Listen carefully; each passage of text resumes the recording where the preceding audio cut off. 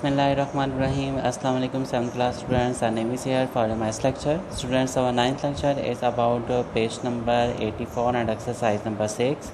So class, open your books, page number 84 and exercise number 6. Question number 11. In this exercise, a man walked 3 kilometers in 1 hour. Find the distance he can travel in 18 seconds. Question number 11 में बेटा उसने आप लोगों से कहा है कि एक आदमी जो है वो 3 किलोमीटर का डिस्टेंस कवर करता है 1 आवर के अंदर। ठीक है, तो बताएं ज़रा वह 18 सेकंड्स में कितना डिस्टेंस कवर करेगा। तो यहाँ पे देखें बेटा हमारे पास कंपैरिजन चल रहा है डिस्टेंस का और टाइम का।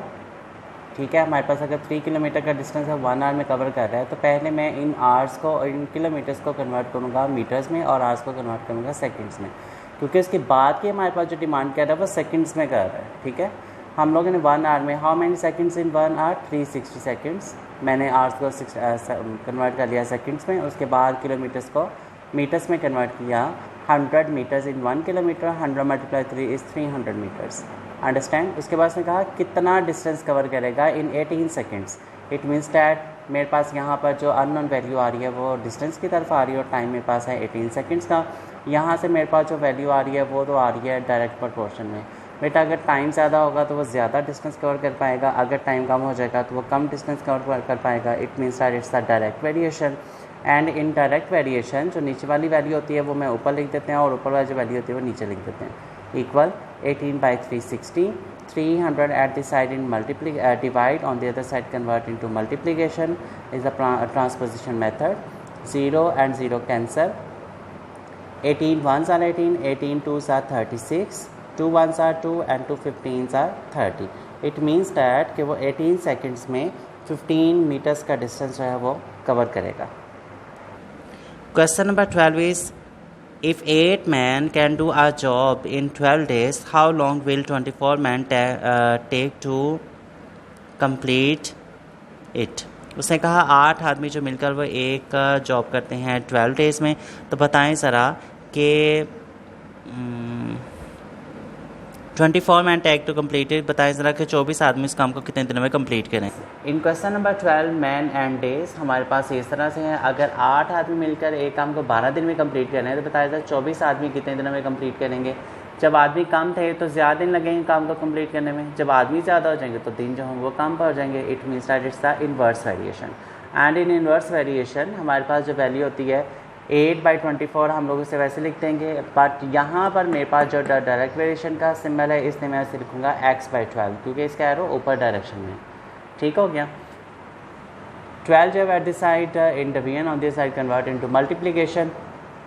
12 1s are 12, 12 2s are 24 and 2 1s are 2, 2 4s are 8. It means that x is equal to 4, मतलब 24 आदमी उसी काम को 4 दिनों में कंप्लीट करेंगे।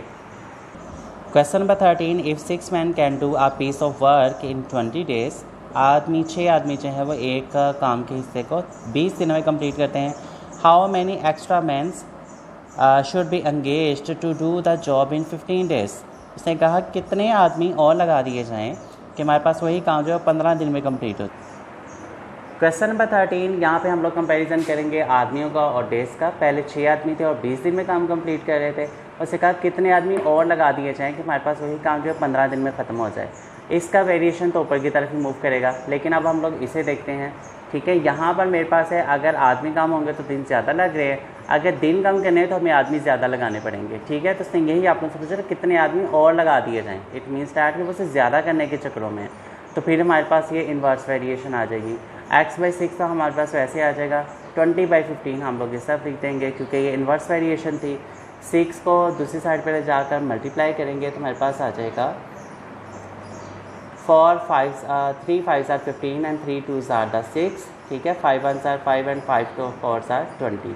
ठीक है, 4 2s are 8। मेरे पास 8 यहाँ पर आ रहा है, लेकिन उसने आपसे पूछा था कितने आदमी और लगाए जाएं। पहले कितने आदमी थे? पहले 6 आदमी काम जो थे वो काम कर रहे थे, इसलिए मैन एंगेज्ड 8 - 6। ये जो 8 आया है इसमें से हम लोग 6 को माइनस करेंगे तो 2 आ जाएगा।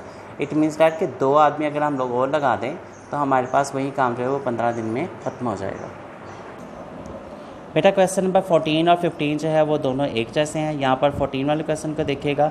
A man left saving of RS 2,50,000 to his wife, 2 daughters and a son, his value of share that each received. उसने आप लोगों से कहा एक आदमी चाहे वो 2,50,000 की कीमत छोड़ के फोत हो गया, मर गया।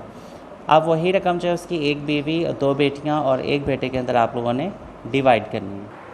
यहाँ तो सबसे पहले लिखा जाएगा कि टोटल सेविंग उसके पास कितनी थी, और उसकी सेविंग थी हमारे पास 2,50,000। उसके बाद बीवी का जो शेयर होता है शोहर की प्रॉपर्टी में वो 1/8 होता है, ठीक है। तो हम लोग लिखेंगे 1/8 मल्टीप्लाई विद टोटल अमाउंट, ठीक है ना।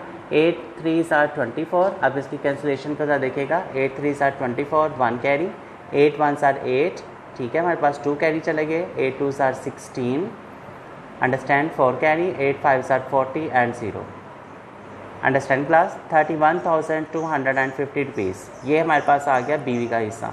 अब जो बाकी अमाउंट बचेगी उसमें से हम लोगों ने 1 बेटे और 2 बेटियों का हिस्सा निकालना है। तो 31,250 को मैं इसकी टोटल अमाउंट में से माइनस करूँगा तो मेरे पास बाकी अमाउंट आ जाएगी 2,18,750, ठीक है। अब 2,18,750 को हमने 1 बेटे और 2 बेटियों में डिवाइड करना है।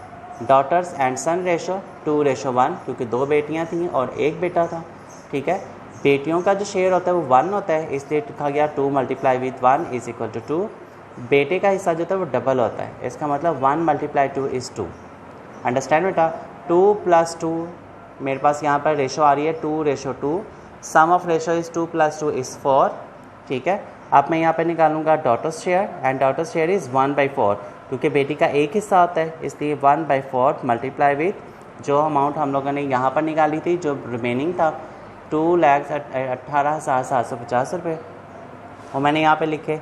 जब हम इसे इसके साथ डिवाइड करेंगे तो हमारे पास ये वैल्यू आ जाएगी। 2,18,750 को 4 के साथ डिवाइड करेंगे तो हमारे पास ये वैल्यू आ जाएगी, ठीक है। ये हमारे पास एक बेटी का हिस्सा है। उसके बाद बेटे का जब हम लोग हिस्सा निकालेंगे तो हम लिखेंगे 2/4, क्योंकि बेटे का डबल होता है, ठीक है ना। तो बेटे का लिखा जाएगा 2/4 मल्टीप्लाई विद जो उसकी बाकी रिमेनिंग अमाउंट थी 2,18,750, उसे उसके साथ डिवाइड करेंगे और बाद में से 2 के साथ मल्टीप्लाई कर देंगे लाइक टू दिस। तो हमारे पास ये जो शेयर निकलेगा ये उसके बेटे का हिस्सा होगा, ठीक है बेटा। 10,09,000 नहीं 9,374, 1,09,375 ये उसके बेटे का हिस्सा होगा। इसी तरह से आप लोग का है क्वेश्चन नंबर 15।